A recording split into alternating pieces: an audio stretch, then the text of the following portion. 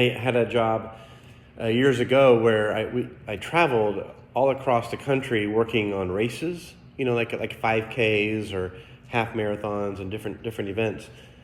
And one year, Amy and I went to. I'd have to take a partner because sometimes the equipment would be all across the course. And so one year, I took Amy with me as my partner. We had a race on the beaches in New York City. Who knew New York had beaches? Did you know that? I didn't know they had beaches. But it was a beach run in New York. And it was kind of exciting because we were able to go. It was in September, so we could go to the U.S. Open, which is tennis, which I love tennis. And we were going to go the day before the race and then do the race and then stay an extra day and then come home. And so we got there. It was beautiful. Had never been to New York City, not really. And found an awesome restaurant, went to the U.S. Open, saw these famous tennis players walking around. That was cool. Beautiful blue skies. And but that lunch, we were somewhere at lunch. They had the TV on. And I saw the scroller. It said the beaches were closed tomorrow. I'm like, why are the beaches closed tomorrow? Well, there was a hurricane coming. It's New York City, a hurricane. And I'm like, what? And so then I called the race director. And she said, oh, yeah, the hurricane's on its way. It'll be here tomorrow or the next day. So they closed the beaches. I'm like, oh. So the event's closed. So I had arranged for the equipment to get back to Illinois. But then Amy and I had a free day, right? And so we were going to fly out Saturday at 5 p.m. And so we went out Friday night. And then Saturday morning, the travel agency woke us up at 7 in the morning. You've got to get to the airport right now. Everything's canceled after noon. I'm like, but our flight's at 4 or 5, whatever it was. And I booked Amy on the 10 and you at the noon. And so I think it was like 8 or so. And so I'm like, get up, she was asleep. We got to get out of here, because of the hurricane. And so we're flying around the hotel and we're racing down to the car and we're trying to drive through. This was back before we had the old Garmins. Remember the Garmins? And they were a little bit slow. So you'd turn and then the Garmin would realize, right? And so she'd be like, turn. I would turn, but then I'd turn again. And the Garmin would be like 2 turns behind. So we got turned around in New York, right? Trying to find our way to the stinking airport.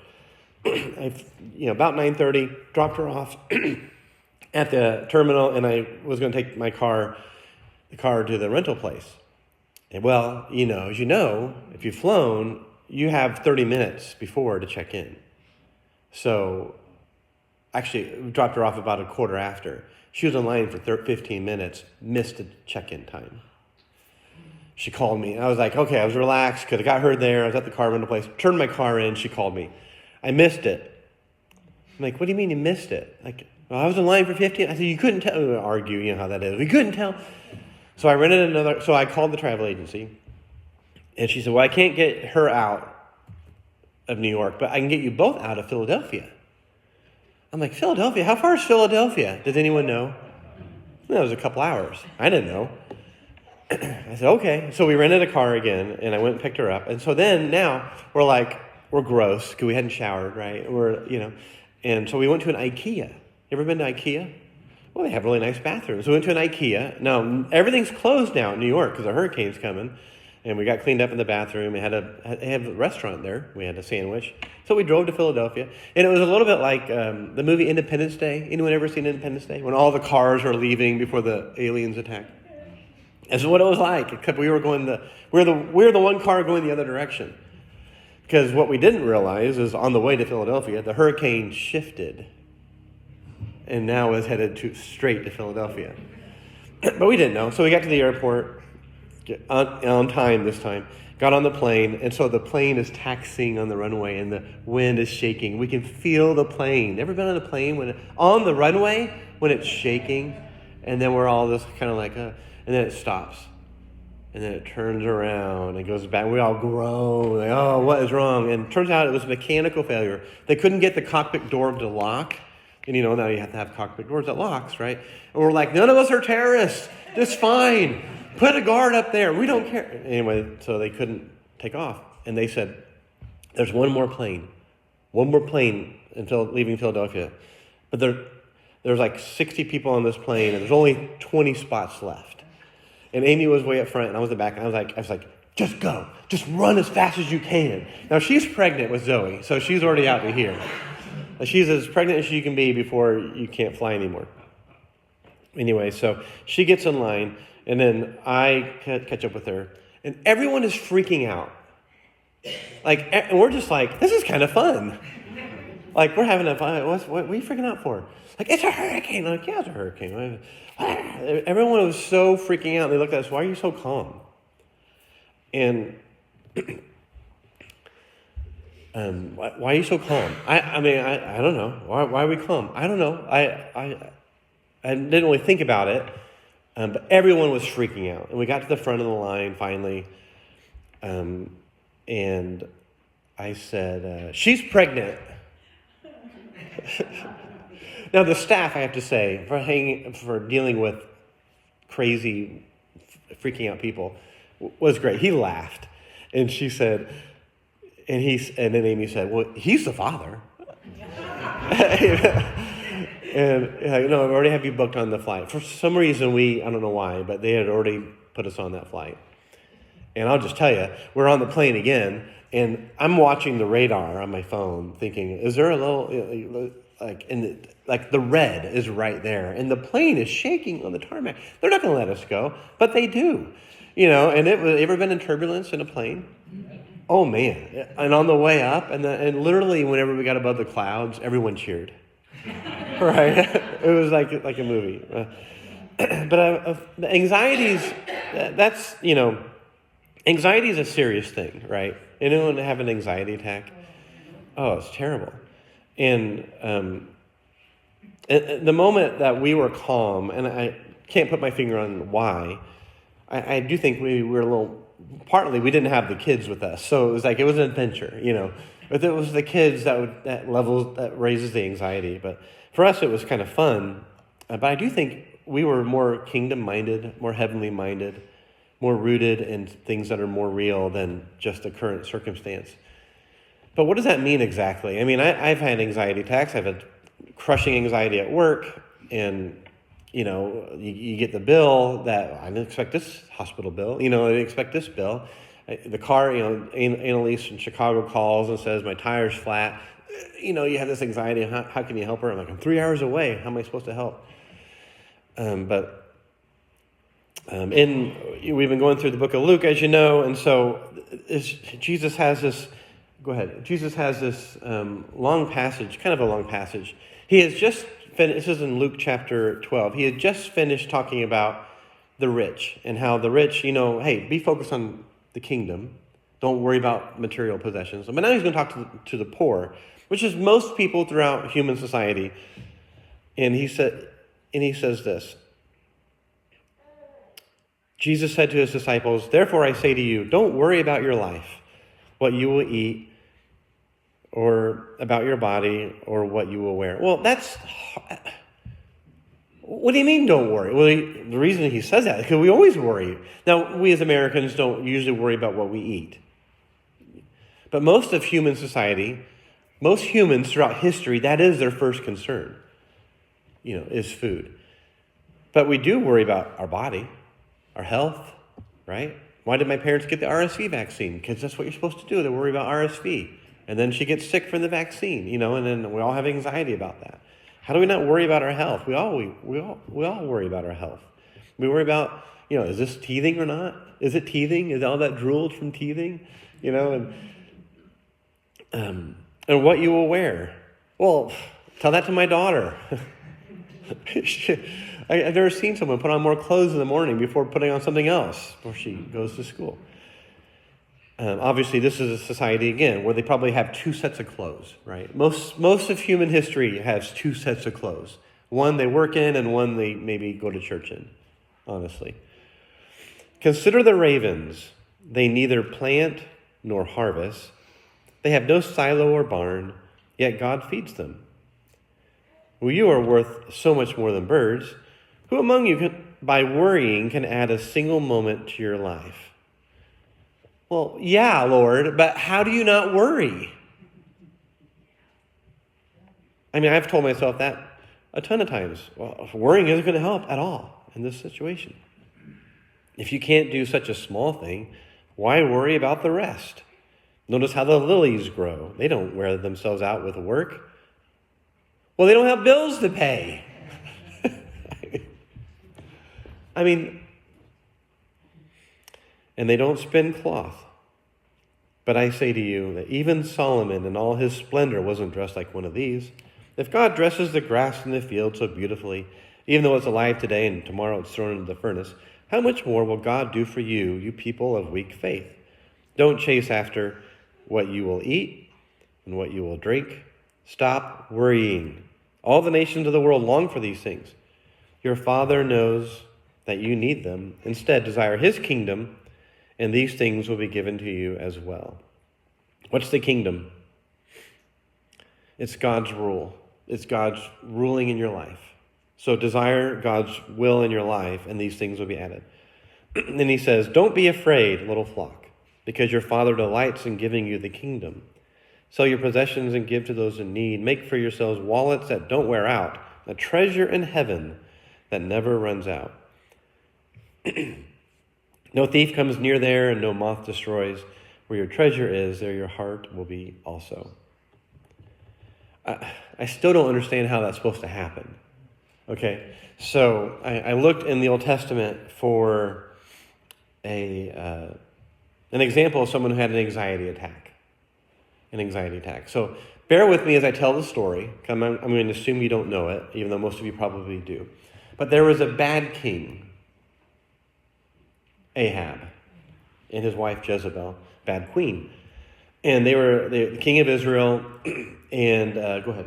What he did is he was a bad king, and he built an altar to Baal in the house of Baal, and Ahab had made the sacred pole. And so, just if you're not aware, the sacred pole is a phallic symbol, right? So it's a pornographic image, and there were sex acts as worship acts. Okay.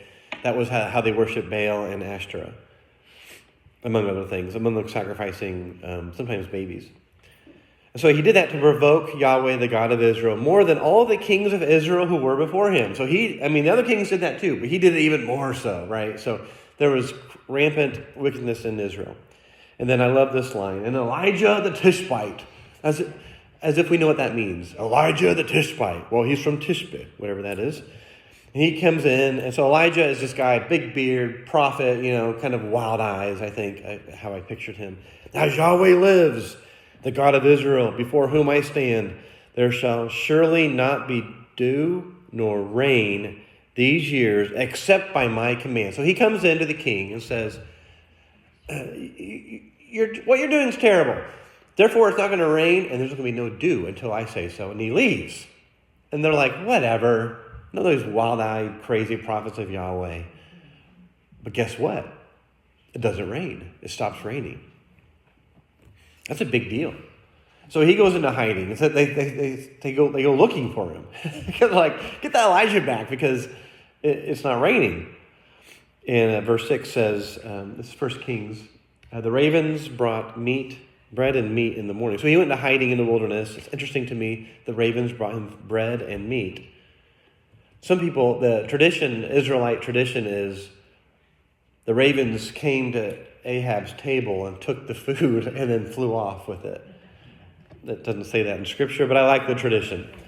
So it goes for 3 years, no rain. Can you imagine? 3 years, no rain, no dew. There's a bunch of adventures that happen. So 2 chapters later, 1 Kings 18:1. And it happened many days later that the word of Yahweh came to Elijah. The word of Yahweh. Who is the word of Yahweh? It's Jesus. When you see, most translations will say the word of the Lord. When you see the word of the Lord came to somebody, it's not that words manifested in their minds. It usually means a person showed up, an angelic person, who is the pre-embodiment of Jesus. Okay? So Jesus shows up. Not literally Jesus, he hasn't been born yet, but it's God, it's the second person of the Trinity. Okay? The word of Yahweh came to Elijah in the 3rd year. Third year. Like, all right, go present yourself to Ahab so that I may give rain upon the surface of the earth. Okay, so God's like, all right, enough's enough. Go back in. So Elijah just walks in. Now, there have been people have been searching for Elijah. The king has been searching for him. And when Ahab saw Elijah, Ahab said to him, I love this, "It is you troubler of Israel." And he's like, I didn't do this. You did this. I had the verse up there. I'm like, go ahead. He's like, I didn't throw Israel into confusion. You did. The house of your father you and the house of the father, by forsaking the commands of Yahweh, and went after the Baals. And so then he issues a challenge. Tell you what, bring your prophets of Baal and Ashtoreth and build an altar on Mount Carmel and see if Baal and Ashtoreth will bring fire from heaven. And then I'll build an altar to Yahweh, and I'll see if he brings fire. And then whoever brings the fire, that's who you're going to worship. How's that sound? And they have like, whatever, fine. And so he sends 400 prophets of Baal and 450 prophets of Asherah.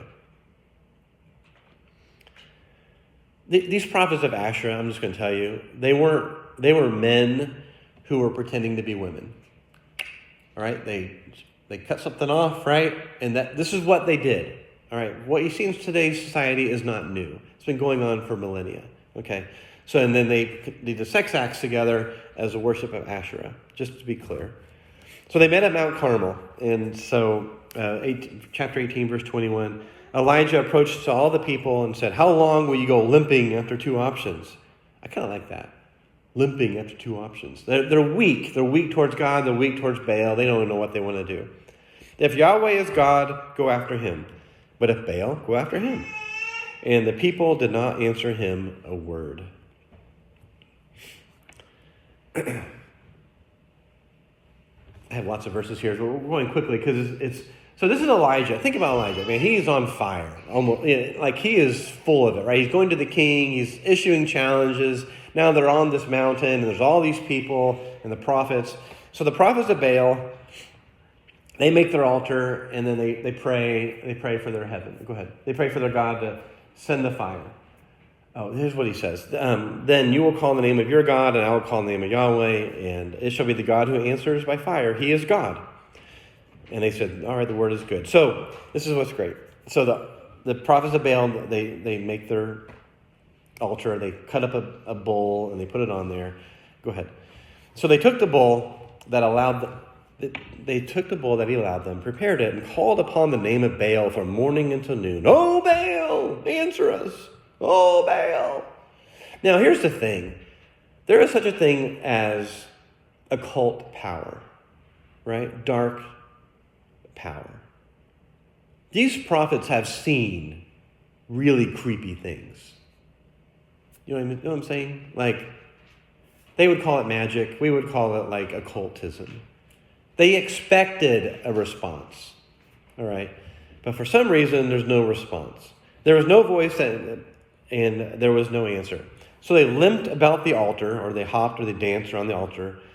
And it was about noon that Elijah mocked them, and he called out in a loud voice. Oh, call out for a loud voice, for he is God. So this is kind of funny. If he's a God, shouldn't he be able to hear you if you whisper? That's what he's saying. Sometimes we pray vociferously. Oh, God. He's like, I can hear you. I'm literally God. I'm literally, I'm right here. But sometimes it helps us to be vociferous. I've never used that word in a sentence before. Did I use that correctly? Vociferous? Call out with a loud voice, for he is God. Perhaps he's meditating or in the bathroom. I love that. This is the translation that just tells you what it says. A lot of translations use the idiom. We call it the restroom, right? We call it the bathroom. You're not resting in there. You're not taking a bath in there usually, okay? Maybe you're constipated. Maybe that's what's wrong with Baal, is what he's saying. All right, he's making fun of Baal. Or maybe he's on a journey. Perhaps he's asleep and must wake up. So they call louder, and they started cutting themselves, thinking that, self-harm would help. No answer. No one paid attention. And so finally Elijah says, enough. You've had your time. Now it's my turn. And so he rebuilds the altar and he pours water on it. Just to be clear, he dumps a ton of water on it, like a lot of water. And then he says this. Verse 37. Answer me, O Yahweh, answer me, that this people may know that you, O Yahweh, are God, and that you have turned their hearts back again. Then the fire of Yahweh fell. I don't know what it sounded like, but I think it sounded like a little bit like that. Right? And it consumed the burnt offering and the wood and the stone and the dust and the water that was in the trench and licked up. And all the people saw, and they fell on their face, said, Yahweh, he is God. Yahweh, he is God. And Elijah said to them, seize the prophets of Baal. Don't let any of them escape. And they seized them and killed them all. Yikes. Yeah, that's right. They killed them all. Just like that. Slew all 850 of them. And then he looks to the king and he says, I hear the sound of an abundance of rain. And Ahab's like, I don't know what just happened. I'm out of here. So he heads back to the capital, which is about 20 miles away. And then Elijah goes to the top of the mountain again, and he starts praying for rain. And he prays, and he prays, and he prays. And I got to wrap this up. And he prays, and he prays, and he prays. And finally, he sees a cloud. And he's like, there it is. And so then he runs to the capital. And he outruns Ahab. Literally, it says, his beard's fine. What's up, Ahab? It's going to rain. He goes to the capital, and he's waiting. Ahab shows up, and he's like, it's going to rain. And it starts raining. And, you ever have the big rain after a famine? The big raindrops, and the dust, right? And then it starts raining. It starts pouring. And it's like, man, what a victory for Elijah. And Ahab tells his wife, Jezebel. And this is what Jezebel says. Ahab told Jezebel all that Elijah had done, how he killed all of Baal's prophets with the sword. Jezebel sent a messenger to Elijah with this message. May the gods do whatever they want to me if by this time tomorrow I haven't made your life like the life of one of them. And Elijah was terrified. What do you mean? Elijah? You're, what? What? He has an anxiety attack. Elijah.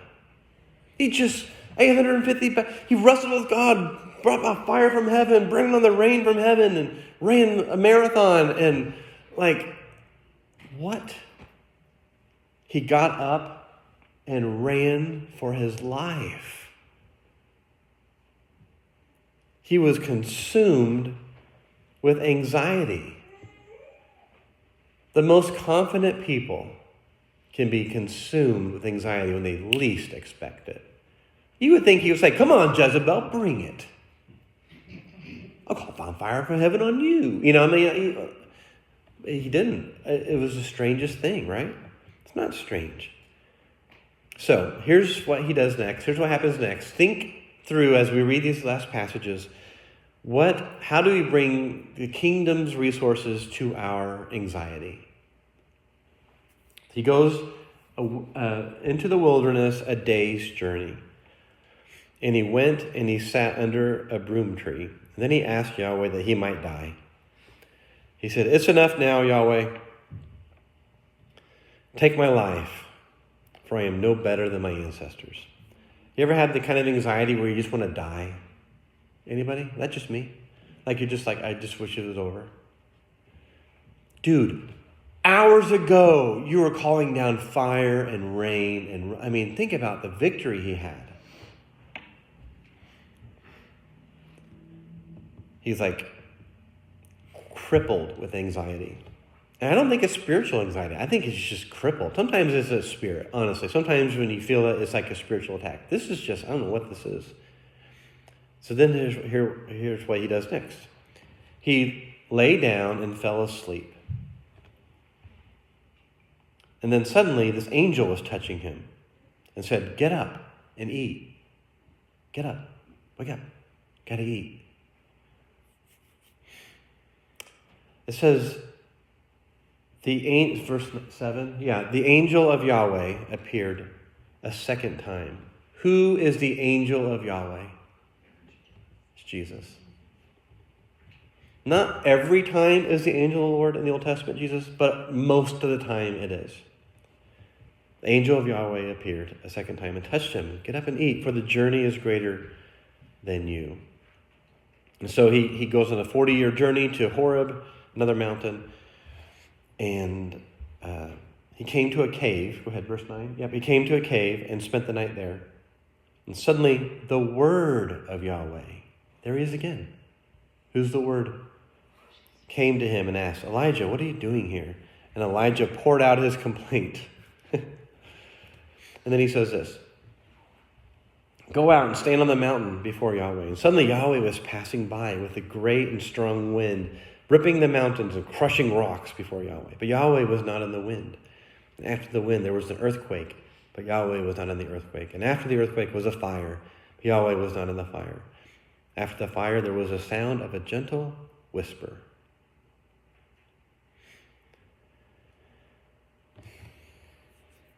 His anxiety was real. His anxiety was real. What did he do?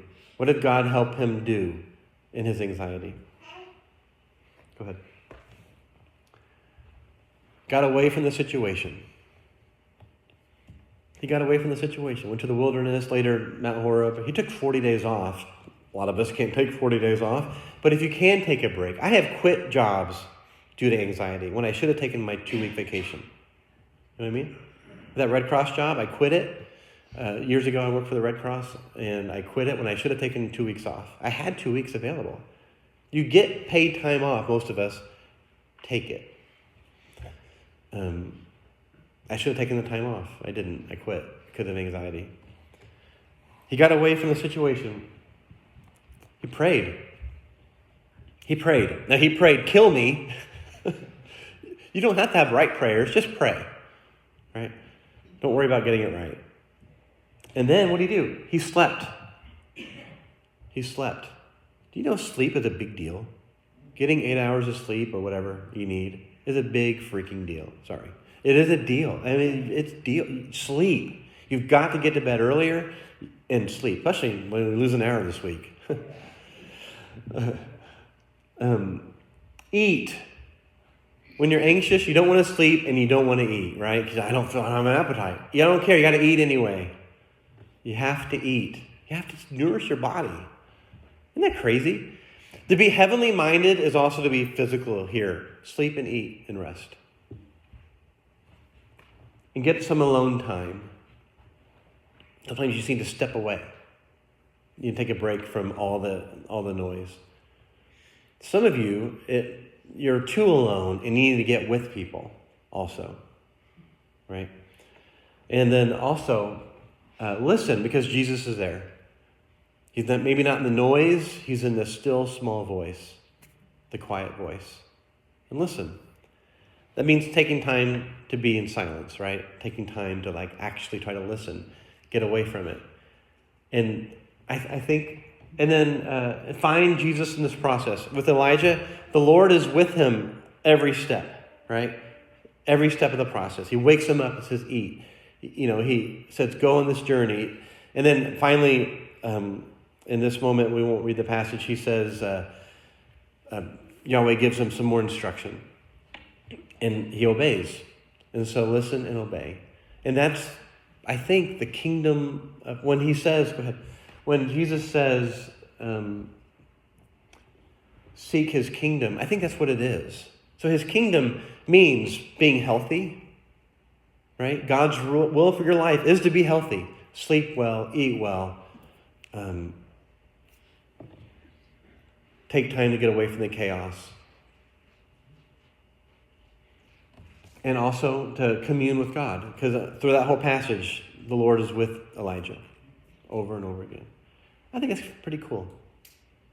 Yeah? Yeah. Good.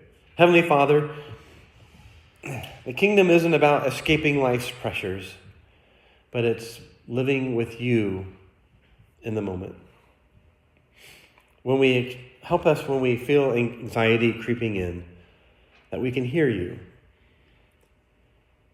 that you're pleased to give us rest, that you're pleased to give us the kingdom. Help us to seek your rule and reign in all of our ways and all of our days, and come against anxiety when it attacks. Help us to get some clarity. In Jesus' name I pray. Amen.